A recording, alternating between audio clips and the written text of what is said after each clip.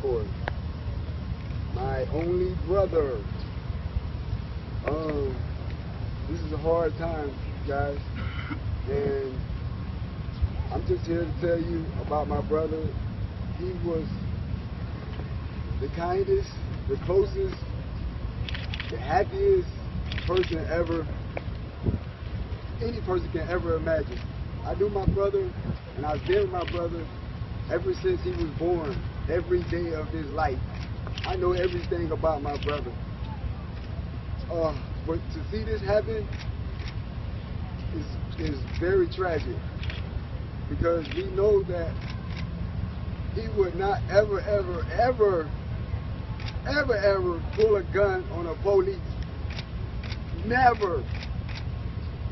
This is not like him, and we need answers, and we will get them with the community and the people that feels our pain.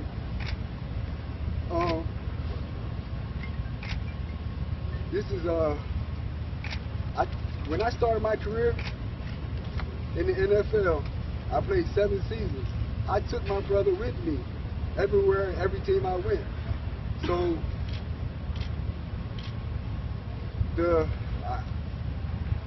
all I can say is, oh my God, all lives matter.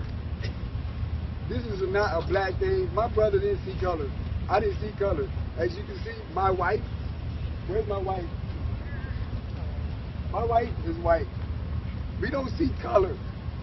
We never was raised to see color. So black lives, I have no disrespect about Black Lives Matter. It's all lives matter. And my brother had plenty of friends, white friends, Asian friends. It didn't matter. So with all that said is, I'm glad, and I need your support, and we need your support and your endorsement, and I'm just thinking, and whatever you can do to help us,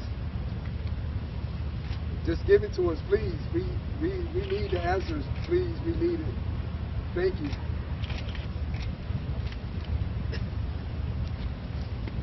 Now you will hear from his younger sister, Melissa Jones.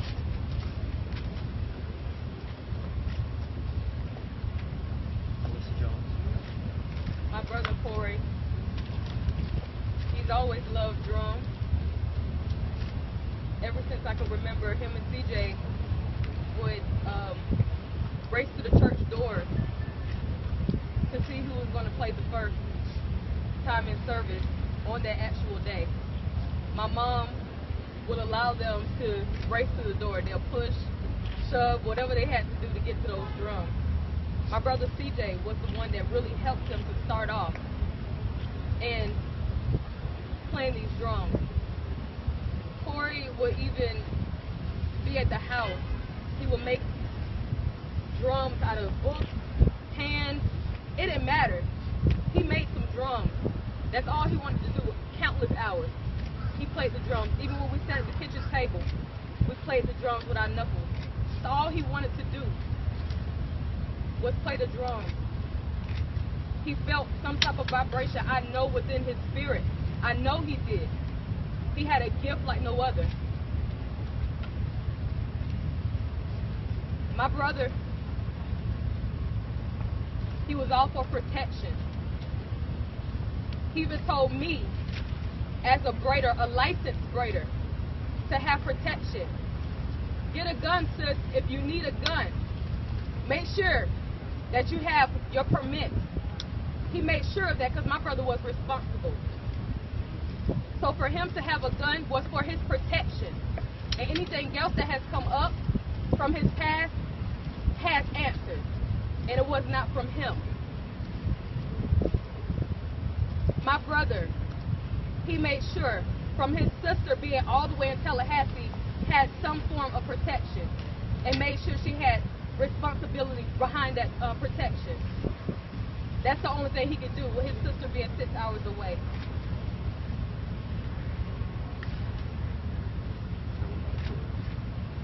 My brother was this. He was the person that could bring the softest part of the hardest person. He could bring that part out of you. It don't matter how hard you work. Times I didn't want to laugh, I didn't want to smile. My brother would be the one, he would know what to say to me. To make me just smile, he knew what to say. He knew what to do. Random text messages when I was down. He knew. It was a God-given gift. He knew. He can feel from afar. He knew. Thank you. Thank you. You will hear from his father, Mr. Clinton Jones Sr., Reverend Clinton Jones Sr.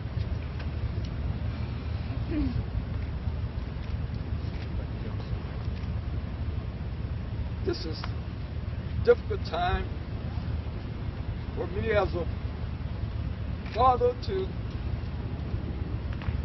lose a son. And really what makes it really difficult is that on this week I have to bury my mother also. So this is really trying times. Not only to lose a son, but to lose a mother also. I raised my children to be respectable and to respect law. I always tell them to stay humble, because if you stay humble, God will exhort you. And that was my motto to my children. All of them carried that with them.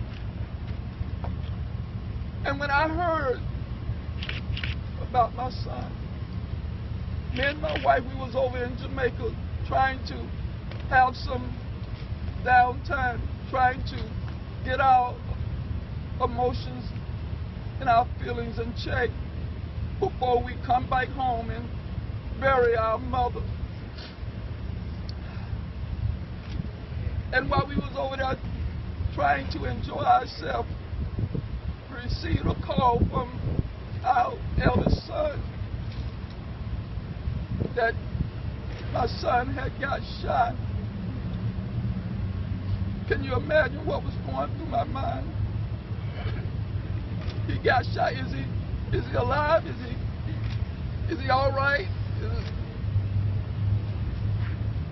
And I called my daughter and she was crying and she told me that Corey is gone. Corey is dead.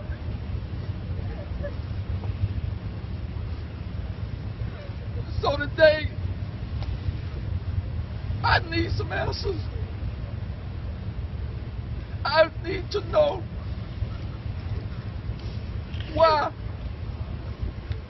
is my son gone today? Why?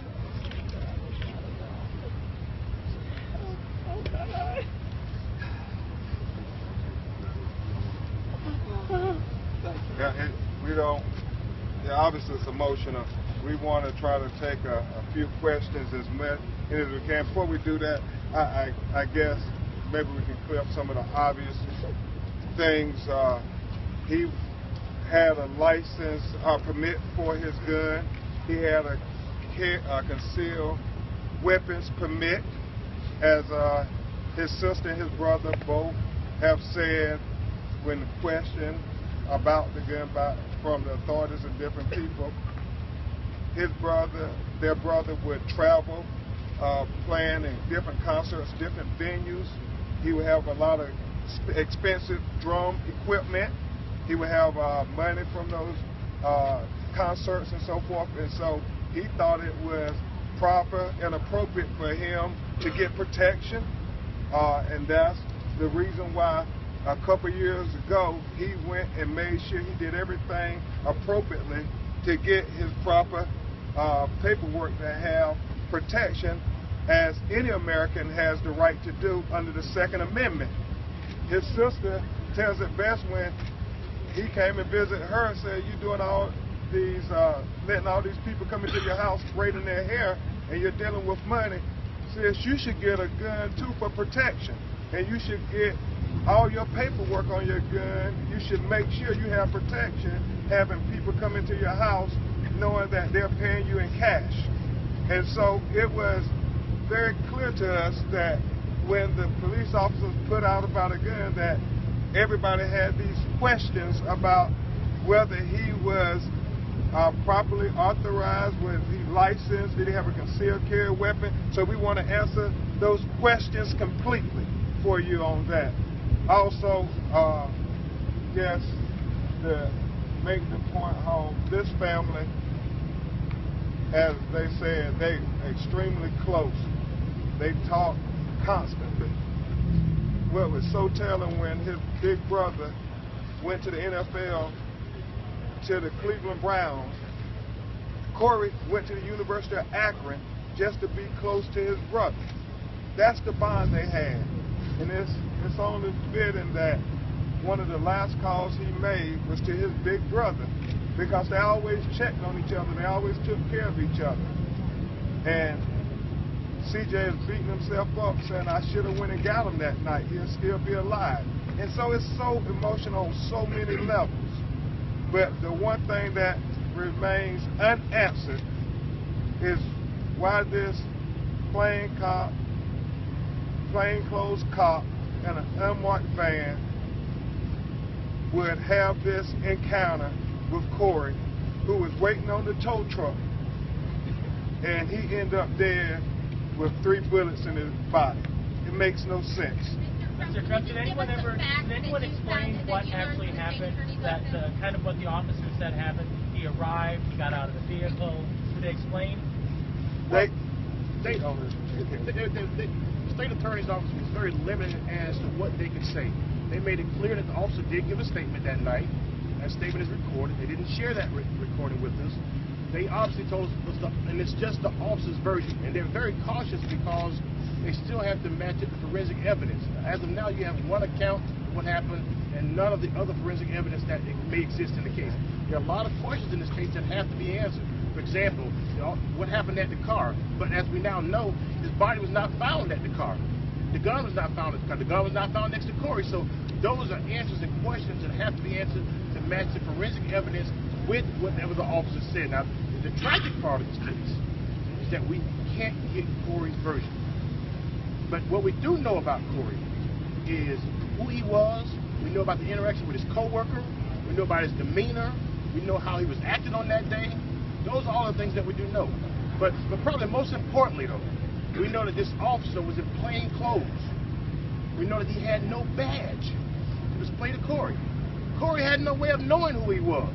And especially with, as we understand, going on here in South Florida, where people impersonating cops, 3 a.m. in the morning, unmarked white van with tinted windows roll up on you, a person wearing jeans, a t-shirt, and a baseball cap come up and don't give you a badge, don't do anything. How do you react to that? What is the policy so the people in South Florida would understand that if you ever approached by ununiformed cop, how do we really know he's a cop?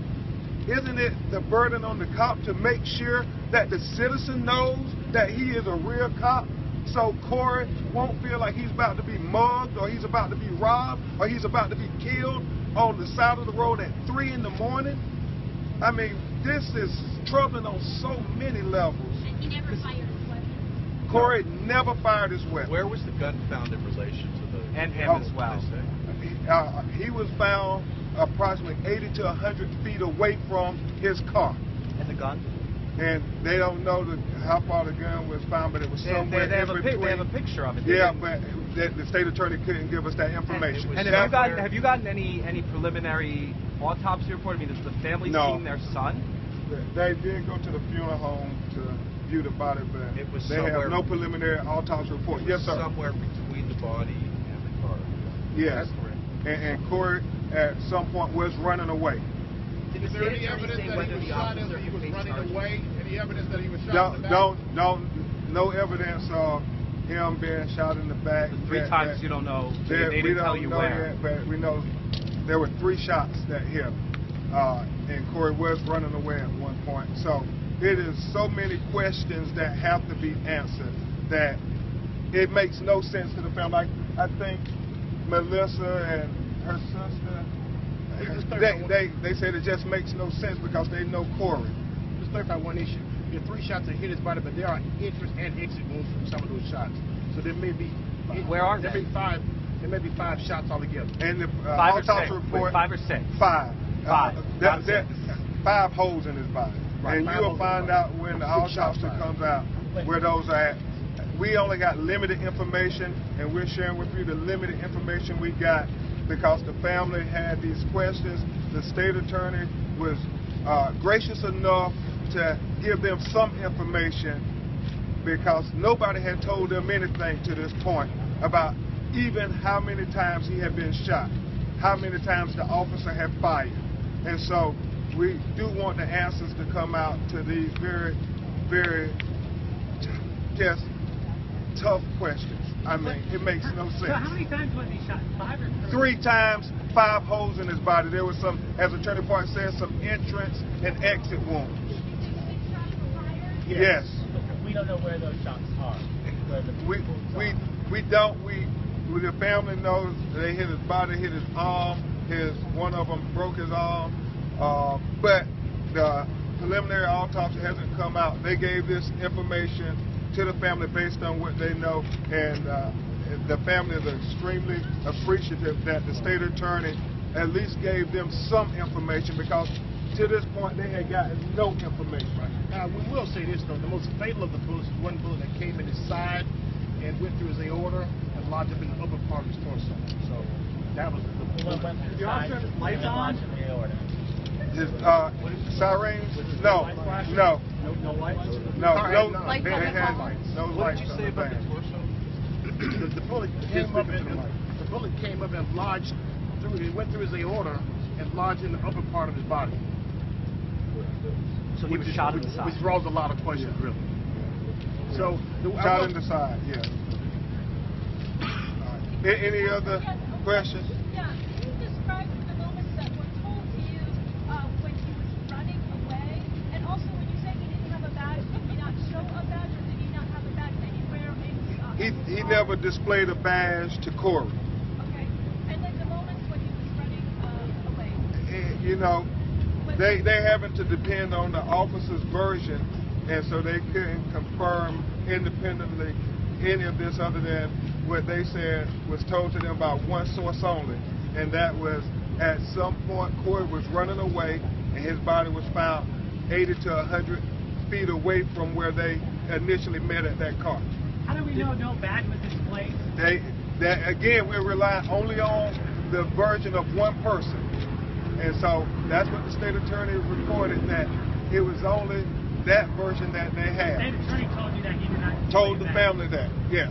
So we believe Corey went to his grave not knowing whether this was a real cop or not, if we don't know anything what Corey would have known other than what the person who shot him tells us.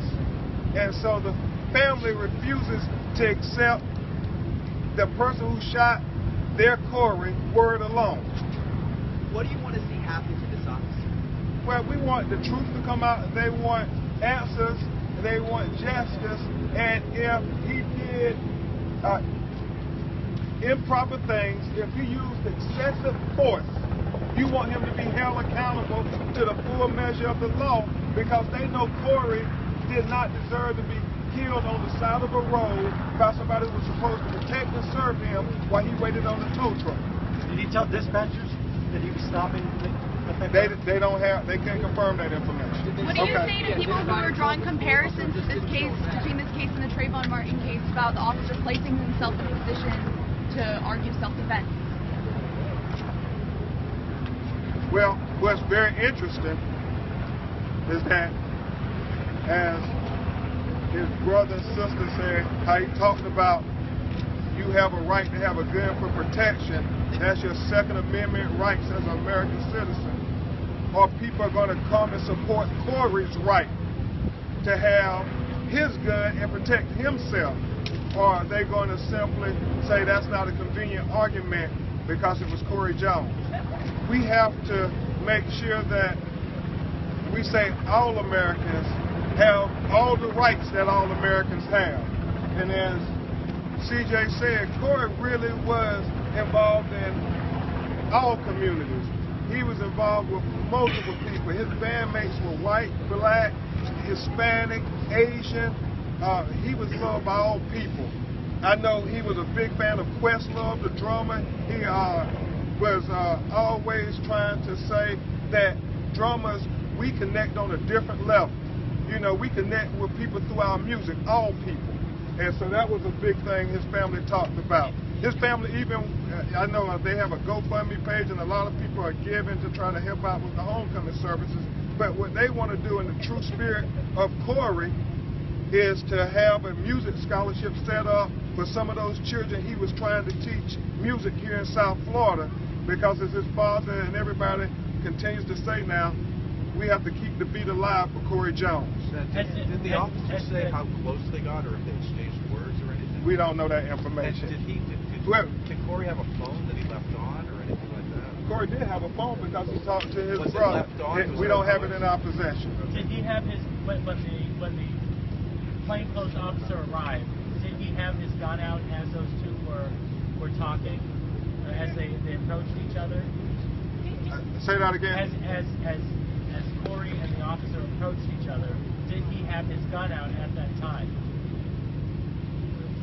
Say that again. Did he have his gun out at the time that they approached? The police are saying that he was armed when he had a confrontation with the officer. From what we understand, he was in the car when the police first pulled up. And so we don't know all that information. And again, we don't have Corey's version. So you know what's also important about that too is the fact that if Corey had his gun, now he never made any type of offensive action towards the officer with the gun. He was just arming himself. And so this officer has time to pull his gun and shoot him 6 times. And so the problem though is that the officer never had a badge to identify himself. I mean, if you're an officer, you need to identify yourself 4 in the morning on the side of the road. Period. And you got to remember, one of you asked it, and it can't be stated enough. Corey Jones never fired his weapon. Never fired his weapon. That is confirmed. The officer fired 6 times. It's very troubling on many, many levels why he felt the need to shoot Corey those many times. And Corey didn't feel the need to ever pull his trigger to shoot at the cop. So one thing, can you describe at all what you were told from the officer, what the officer's statement was about that confrontation? And also, you mentioned the body was found 80 to 90 feet from the car. Was the gun also found 80 to 90 feet? No, the body was found 80 to 100 feet. They're not accurate on the measurement at this time, how far from the car, but the gun was found somewhere in between his body and the car. They weren't accurate on the measurement of that either. And what about the confrontation? Can you give us details about the confrontation? That's all confusing to everybody. All right, thank y'all so much. Thank you. Thank y'all so much.